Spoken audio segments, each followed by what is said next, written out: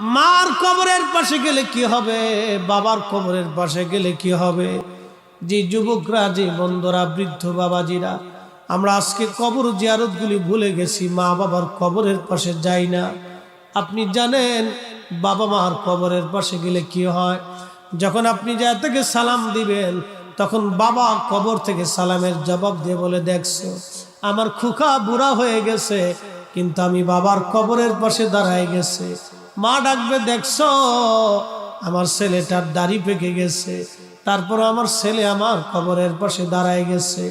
ওই সন্তানের জন্য বাবা মা তখন খুশি হতে থাকে।